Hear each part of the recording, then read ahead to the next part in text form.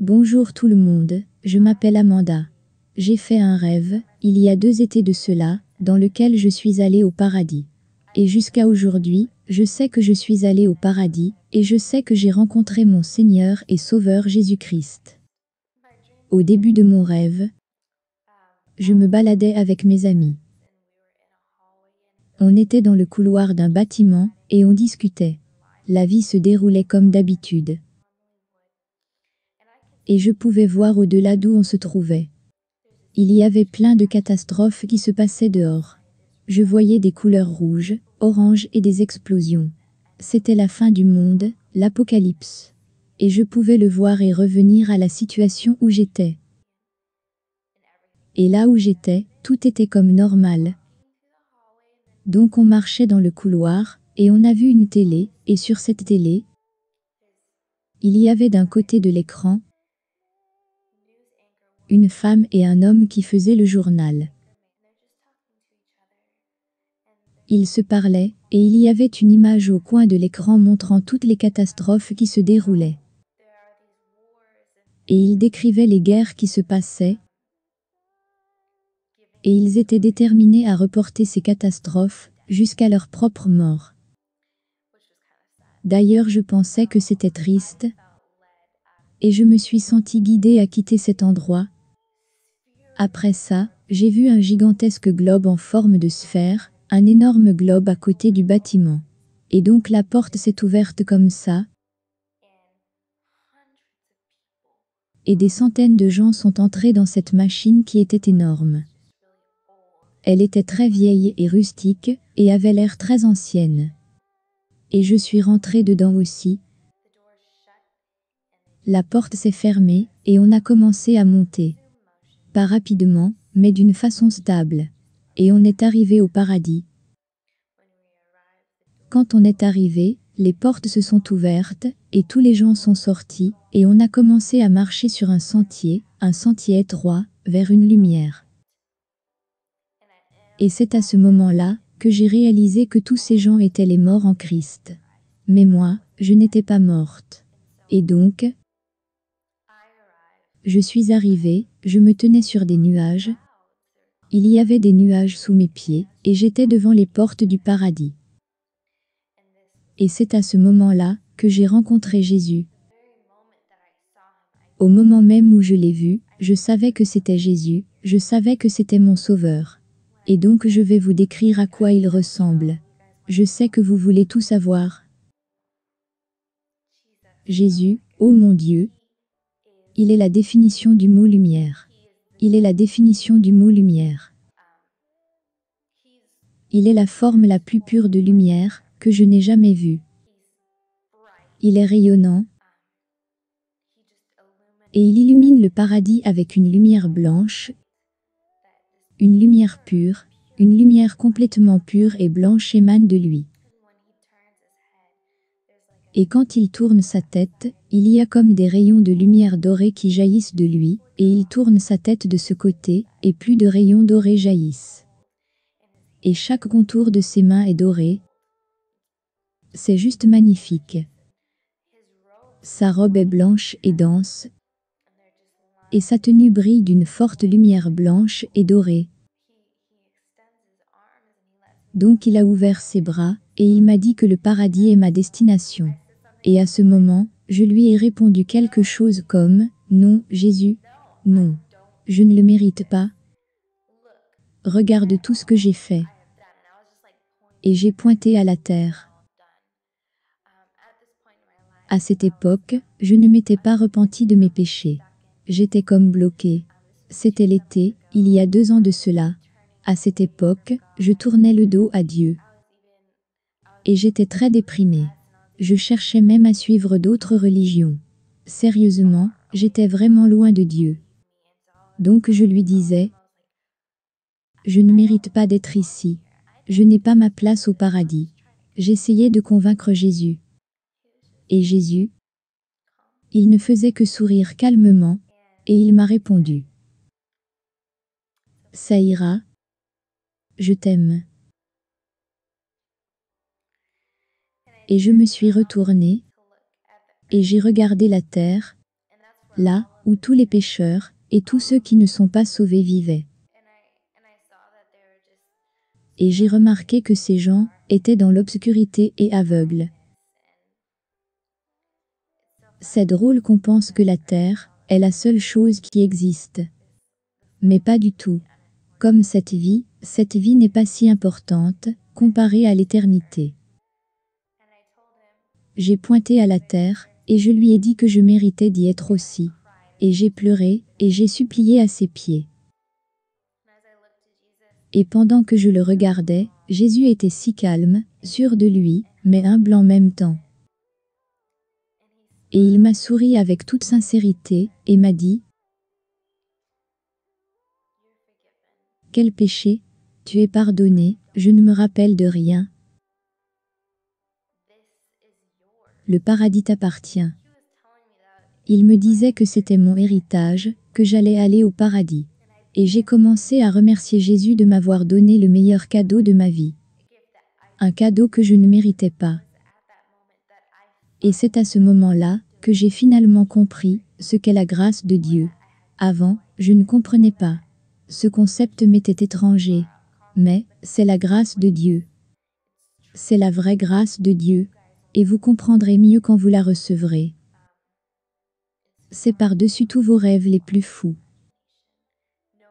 Je sais qui j'étais. Je n'étais pas une bonne personne. Je suis toujours pleine de péchés, je ne le mérite pas. Je n'ai rien accompli dans ma vie qui mériterait quelque chose de si grandiose. Et donc, j'ai commencé à louer Jésus sans m'arrêter. Et je sentais qu'il n'y avait rien que je pouvais lui offrir en échange. Et je lui demandais: est-ce que je peux t'offrir quelque chose? Y a-t-il quelque chose que je peux faire? Laisse-moi au moins accomplir quelque chose. Et il me réconfortait. Et après, il m'a pris dans ses bras. Donc on se serrait l'un, l'autre, et je le serrais très fort. Et c'est la meilleure partie de mon rêve à mon avis. C'est à ce moment, quand j'étais dans ses bras. Il est amour. Jésus est carrément la définition du mot amour. Il est l'amour en personne. Donc quand il m'a pris dans ses bras, il m'a enveloppé dans son amour. Et son amour, c'est comme une force physique, par-dessus tout ce qu'on peut imaginer. C'est littéralement une force physique qu'on peut ressentir. Et ça tourbillonne, c'est comme un champ magnétique qui vous attire vers lui. Ça vous unit à Jésus, et ça vous encercle. Ça vous envahit complètement, et vous ne pouvez rien faire. C'est un amour solide. Avec cet amour, il n'y a plus rien d'autre qui est important, même vos rêves les plus fous. Toutes vos peines, tout est guéri, il n'y a rien d'autre que vous désirez. Vous ne pensez plus à vos cheveux, votre maquillage, rien n'est plus important. Donc cet amour, cette force magnétique nous connectait à ce point de lumière qui était au nord-ouest de nous, vers lequel tous les morts en Christ se dirigeaient. Et je savais qui c'était, où Dieu était.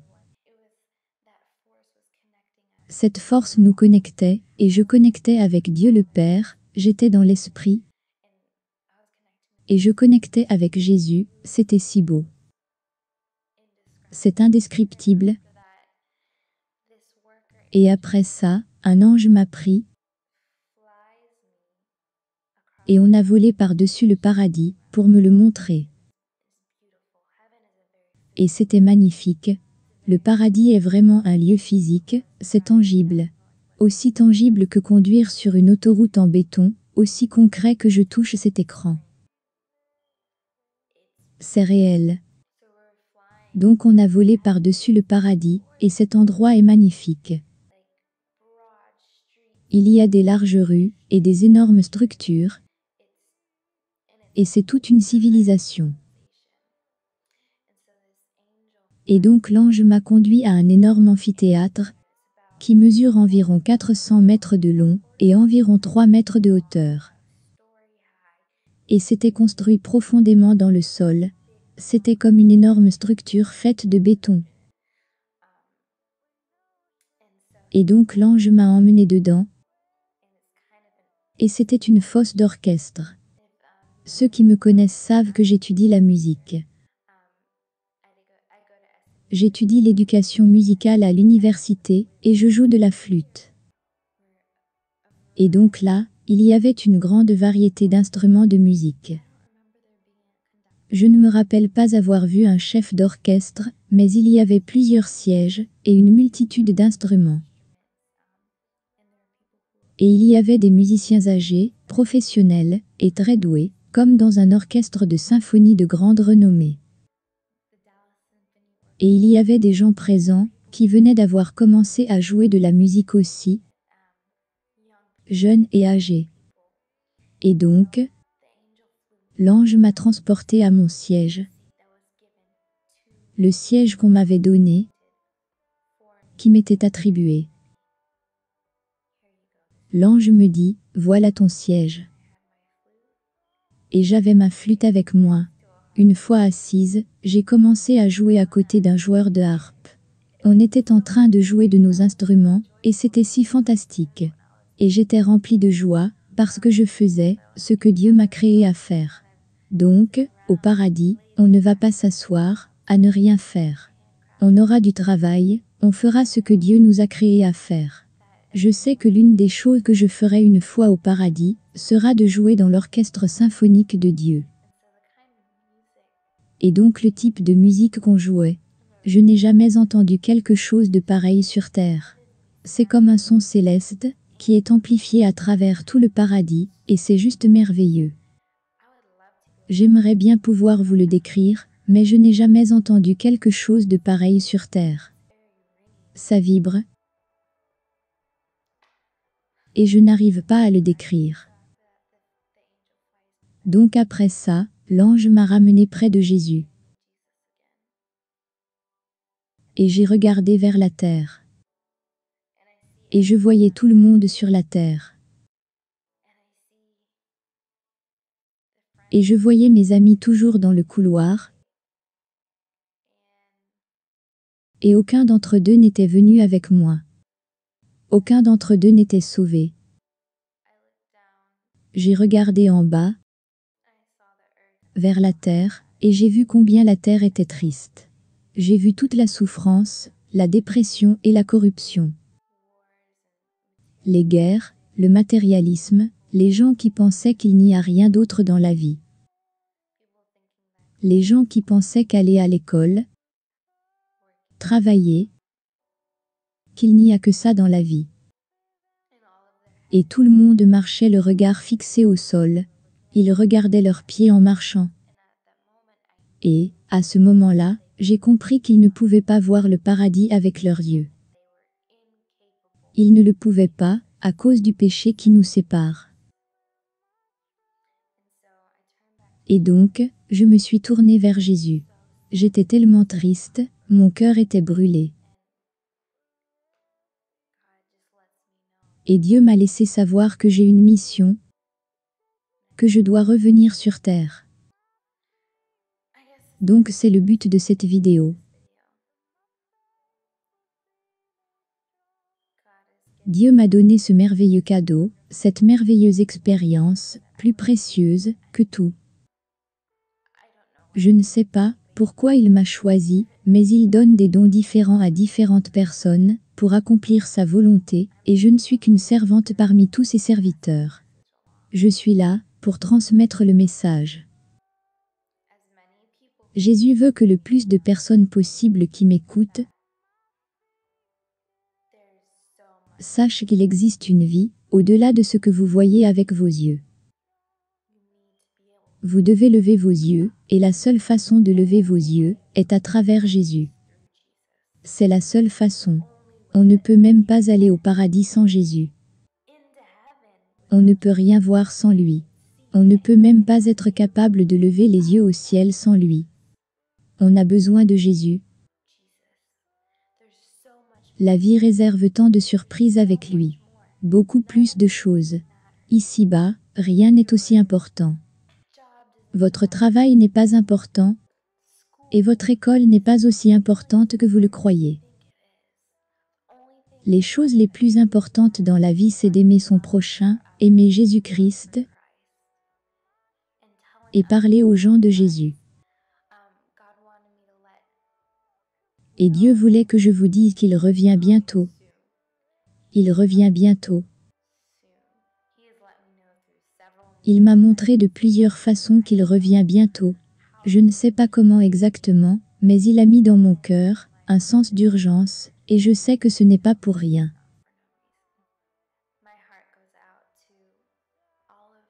Mon cœur bat pour tous ceux qui n'ont pas encore fait la connaissance de Jésus, ceux qui ne lui ont pas encore donné leur vie. Et donc, si vous n'avez pas encore donné votre vie à Jésus, je veux juste vous dire qu'il veut simplement vous aimer.